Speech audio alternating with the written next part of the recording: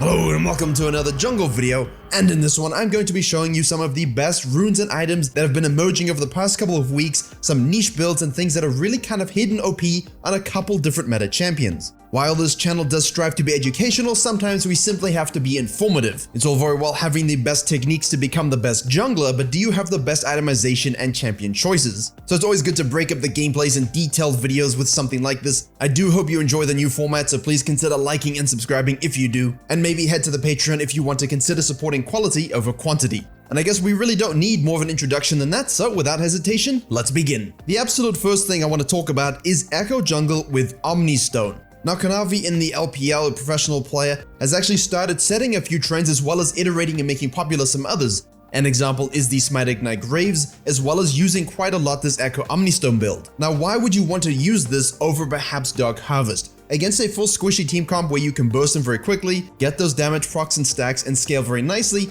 perhaps is really not the best alternative, and you should simply stick with what works. However, in the context of Conqueror being nerfed, that form of Ekko build has changed slightly. At the same time, you would have seen the Pentacle highlight, I will show it again, from the best junglers last week, was an Ekko using Omnistone. So why would you actually want to do this then if Dark Harvest still is the best win rate? Well, first, in terms of statistics, they both have a similar win rate. Obviously, Dark Harvest has like a 90% usage rate, so heavily skewed in that favor. So when you have champs that you are kiting and you're using your rotations, you're not going to burst them down too quickly, you want to have multiple runes proc within that fight, this can be an absolute game changer. Now, if you proc your Electrocute, for example, you proc your Conqueror, the Conqueror stays stacked. I mean, once you leave combat, it of course will die down, but the Electrocute ceases to exist and basically your spell is dead. With any elongated fights in the mid to late game, especially when you have, for example, these pentakill situations, you can use your rotation with one keystone, get another one procced up, and then use it immediately as well. And the reason you would use this is with a champion that can really utilize most of the good keystones.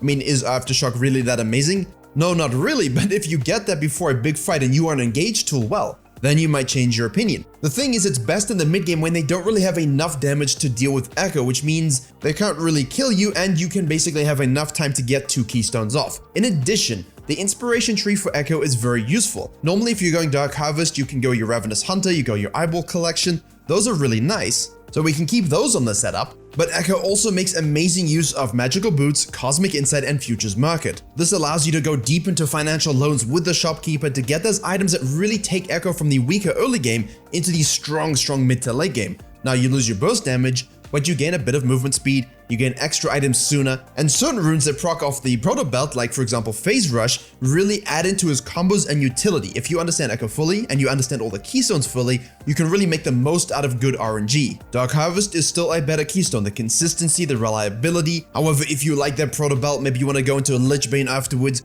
Deathcap Void, Zhonya's, whatever you might need, things can get very expensive, so the Futures Market comes in strong. The 45% CDR gets definitely used, having the lower cooldown on Smite's also nice for farming and scaling, and overall it just utilizes most of the kit very well, and is yet another way to play him. However, if you are looking for a defining, meta-shifting, and really extravagant way of building a champion, then we need to talk about Tiamat, Manamune Kayn. That's right, the tier has finally made her way to our favorite E-boy. So normally on the blue Shadow Assassin Kayn builds, you would have Transcendence, Gathering the Storm, you can have Presence of Mind as well. But what if you simply wanted to farm faster than Kayn already does? It might seem a little unnatural considering how quickly he already does that. But if you want Dark Harvest, Sudden Impact, Eyeball Collection, Movement Speed, Relentless Hunter obviously, Boots, and Futures Market, well, not only can we farm faster, get Tiamat quicker, but we can get our damage items so much sooner also. Now really that's the point of the Tiamat. That's not really new, it's been covered, Karasmai covered it, a few others looked at it, a Korean challenger main last year already was pulling it out. Essentially gives you some auto attack resets, some AoE damage that allows you farm faster,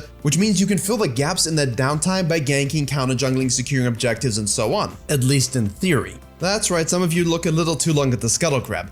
Now where the Manamune build comes in is here. Having Futures Market basically can be a low damage rune set, and so you need to use your loans and your itemization power spikes very well when you do have that opportunity. So in order to make up for our lack of early damage, we increase our later game damage and scaling.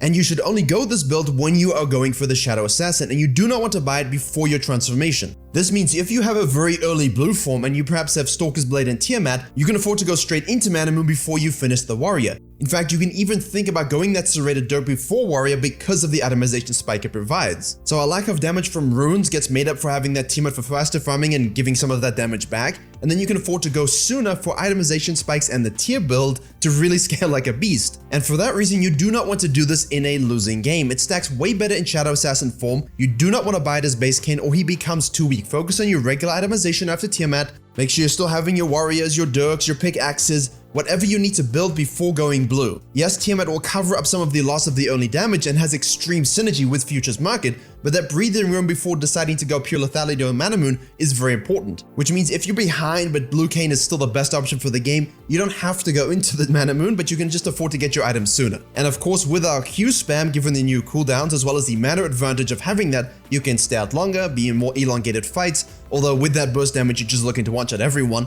And if you happen to be in Korea, you can actually afford to give your blue to the mid laner because you have a mana item. Otherwise, you would have seen the rest of the regular build, nothing really changes in that regard. It's just about audibling what exactly you want to do and going blue Kayn for maximum stonks. Next up, we have phase Rush Nunu, and this isn't really a new thing, but when you give him those AP buffs and then you also buff phase rush a couple patches ago, you're sort of begging a lot of people to take it and try it. The synergy with Nimbus Cloak is also not to be denied. So our snowbally duo here would love to take phase rush when you want to have more stick potential, or even specifically against counters like Trundle, Graves, and Olaf. Now it's especially good against Trundle because he often engages with his E, and when he's about to come closer, chomp you and eradicate your soul, you can afford to do your basic combo and run away with phase rush. And it's kind of the same story for the other counters.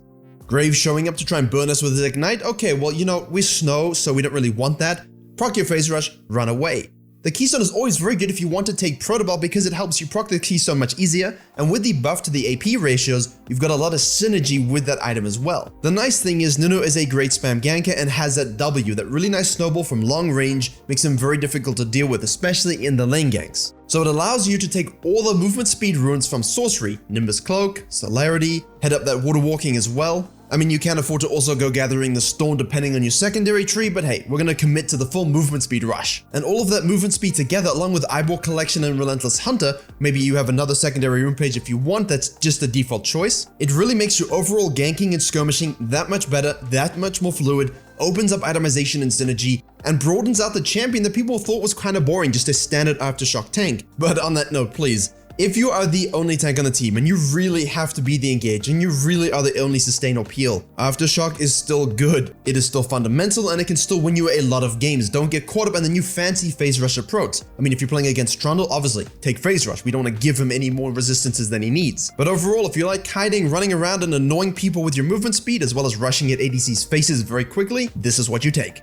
Now our fourth build is going Spellbook Fiddlesticks. Now I made a Fiddlesticks video last month and we talked a little bit about the itemization there because you could easily go Dark Harvest for scaling, Electrocute for reliable early game damage to make up for the weaker phases, or even the Korean Predator route which just allows you to run at people and fear them. All were viable, there's just a mass appeal to having that Dark Harvest, getting the low stacks as the game goes on and really hyper scaling. The thing is, he is very immobile and Fiddlesticks obviously loves everything in the inspiration tree and has synergy with a lot of summoner spells. As such, having the option to perhaps TP flank later in the game, maybe have an exhaust versus an early game Rengar or any sort of counter, choosing the summoner spell based on the situation, the matchup, or the state of the game really enables a lot of Fiddlesticks' kit and shores up any weaknesses. Not that he has a lot given he's a hardcore meta champion. Not only that, you also have the inspiration tree to build and utilize correctly. Stopwatch for that Zhonya's Rush, Cosmic Insight is good on everyone, and so is Futures Market. And obviously, the more summoner spells that you have and want to use, the more we have need for the Nimbus Cloak and of course Transcendence for added cooldown and damage.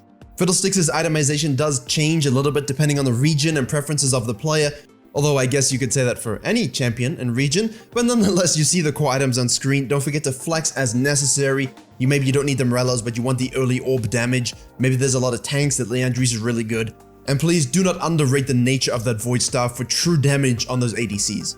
It's worth noting that Riot just today said there will be a nerf to Spellbook. It's unclear if it will be strong enough to push the build away from Fiddle, or if he can carry on doing it, so keep an eye on the patch notes in the coming patches. Now as a fifth and bonus round, we have a little surprise. Sylas jungle, yeah, it's alright. If you're high elo, you can do it. You take your Conqueror, you skirmish it out, you need a lot of impact early. We've shown him in many videos, hidden OP, level 2 ganks, how to make mage communism work for you, and distribute LP to the people. However, Fleet Footwork Sylas, again by Kanavi, has started showing up. Although in this case I shouldn't give him all the credit, as a few other Sylas players were thinking about it purely from a laning sense as well. For jungling, it opens up a different sort of style, with the Conqueror and the fact that he can't clear very quickly, it takes him a long time, you need to get fed or you're basically going to scale slowly. Fleet enables you to, instead of maxing W, max Q. You have the added movement speed and sustain in fights, as well as the added movement speed and sustain while farming, which lets you kite, stay healthier as you move around the jungle, and instead of being really bad at farming, actually allows you to do that. Because farming and camp sequencing is so important in the jungle currently, having a champion rely entirely on feast or famine fighting and ganking really isn't a turbo reliable strategy. As such, this shores up some of those weaknesses, enables a different playstyle, and much like Phase Rush gives you a little bit of movement speed procs in fights, and it gives you different versatile fighting options after we had those Conqueror nerfs. Overall, this is very much a niche thing. It's not necessarily super OP or anything like that. It's just a different strategy for Sylas jungle that fixes some of your issues, allows you to go that proto belt and gives you more sustain, and hopefully scale much better into the mid and the late game.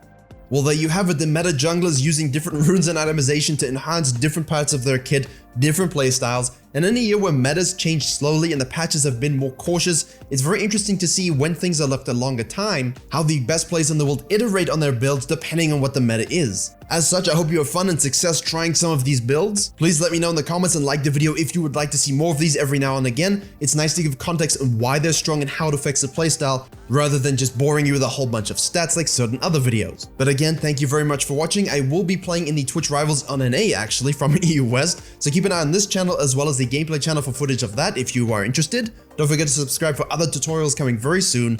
Have a look at the Patreon if you want some cool perks and to support quality over quantity. And as always, I will see you all in the next tutorial.